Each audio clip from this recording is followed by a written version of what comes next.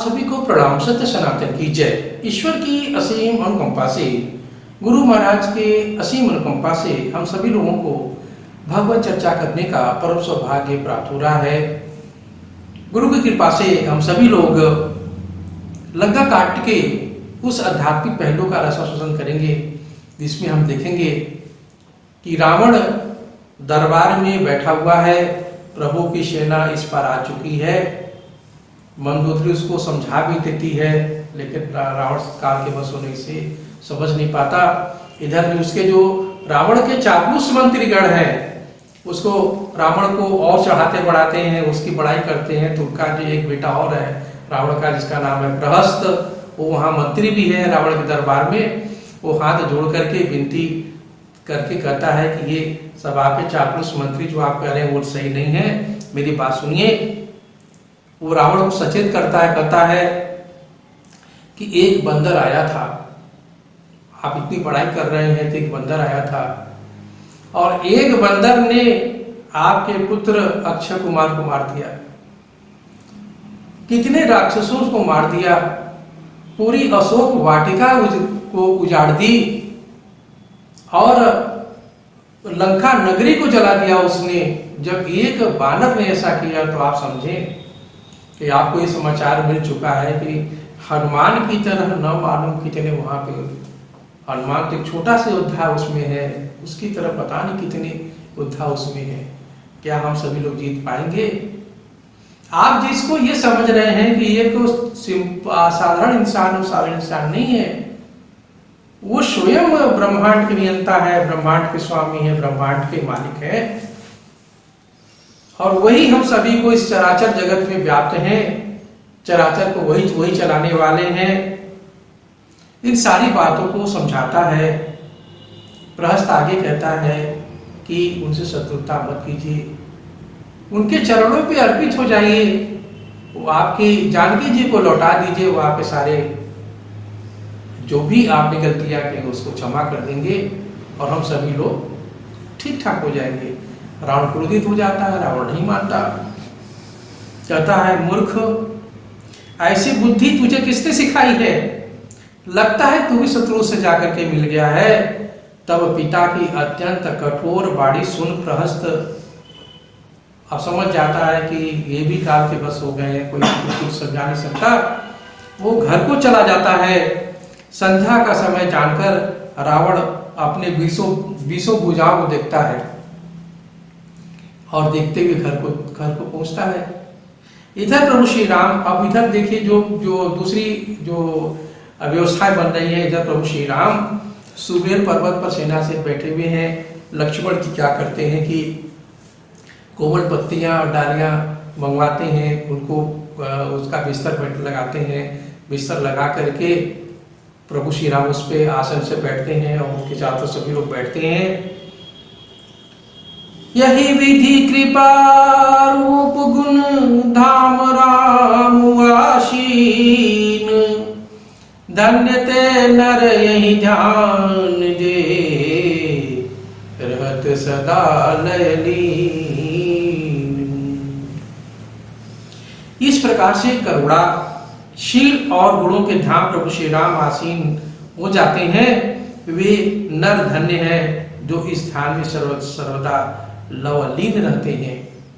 कहने का मतलब वो सारे प्राणी अपने को जब प्रभु श्री राम के चरणों में अर्पित कर देते हैं, अपने श्वासों में उनको रमते रहते हैं, जपते रहते हैं, तो वो जन्म मरण की जो बंधन से है वो मुक्त हो जाते हैं।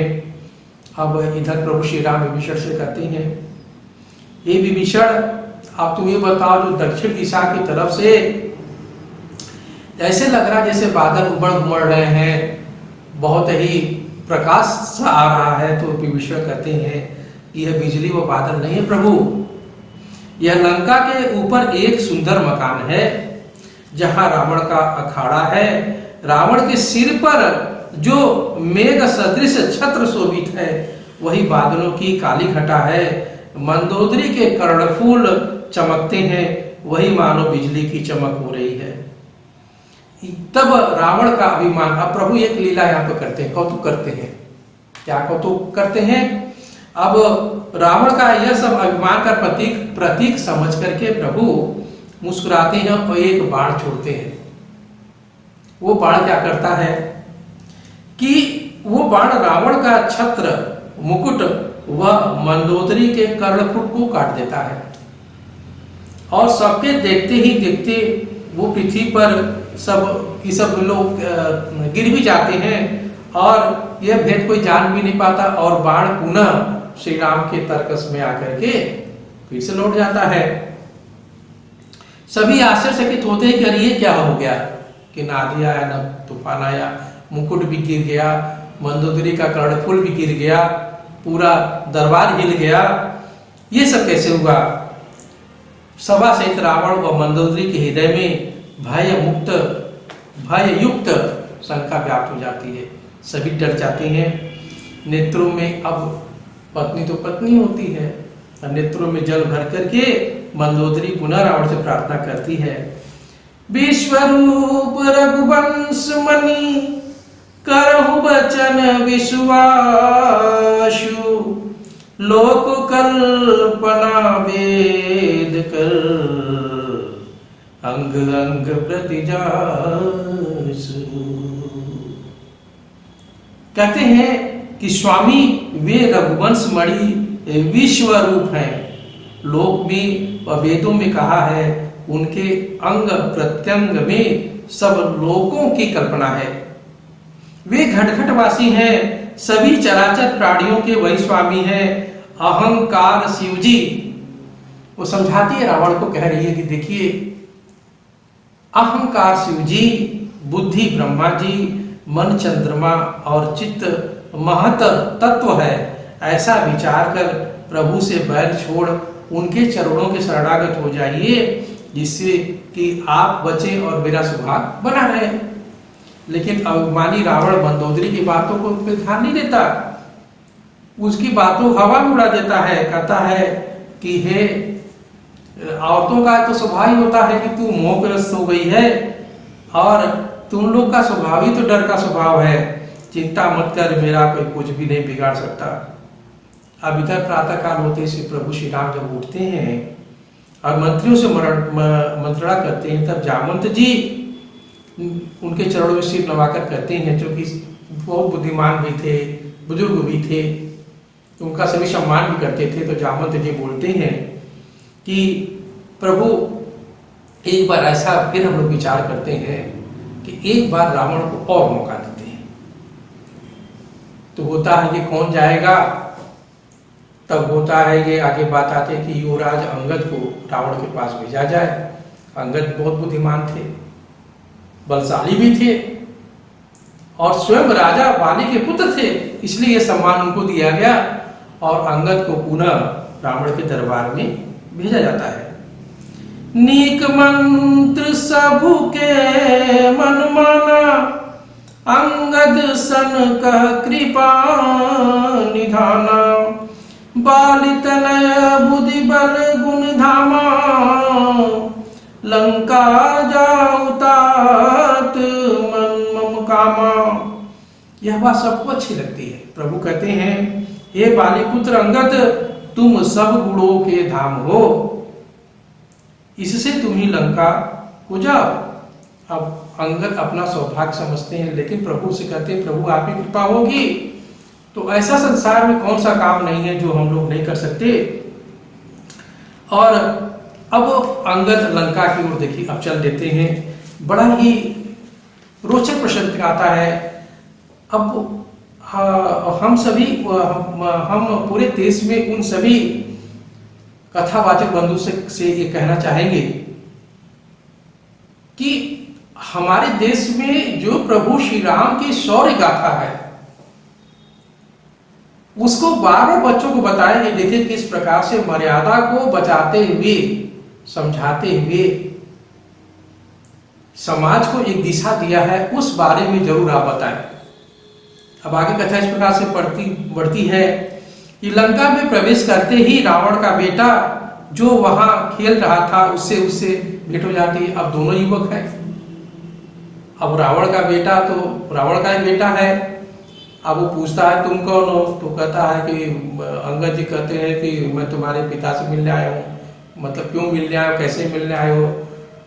तो उसी में बात बढ़ती है और अंगद उसको क्या करते हैं, उसको गलती वही करता है कि वो रावण का जो बेटा है वो लात उठा करके अंगद को मारने की कोशिश करता है। अंगद जी उसका लात पकड़ लेते हैं और घुमा करके इतना जोर से उसको पटकते हैं और पृथ्वी पर उसको पटक देते हैं।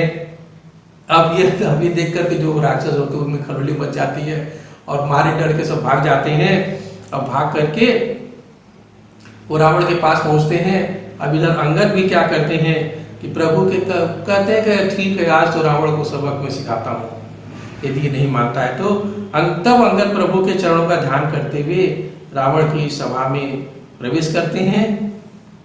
आगे क्या घटनाक्रम होता है अगले एपिसोड में लोग उसको समझेंगे। तब एक भजन का आपको आनंद लीजिए। जाहि विधि राखे राम वाही विधि रही, सीताराम सीताराम सीताराम सीताराम सीताराम सीताराम सीताराम सीताराम सीताराम कहिए, जाई विधि राखे राम वाही विधि रहिए। मुख में हो राम नाम राम सेवा हाथ में, मुख में हो राम नाम राम सेवा हाथ में, मुख में हो राम नाम राम सेवा हाथ में। तू अकेला नहीं प्यारे राम जी तेरे साथ में। विधि का विधान जान, विधि का विधान जान, विधि का विधान जान, हानि लाभ सही, जाहि विधि राखे राम वाही विधि रहिए। सीताराम सीताराम सीताराम सीताराम सीताराम सीताराम सीताराम कहिए, जाहि विधि राखे राम वाही विधि रहिए। जय श्री राम।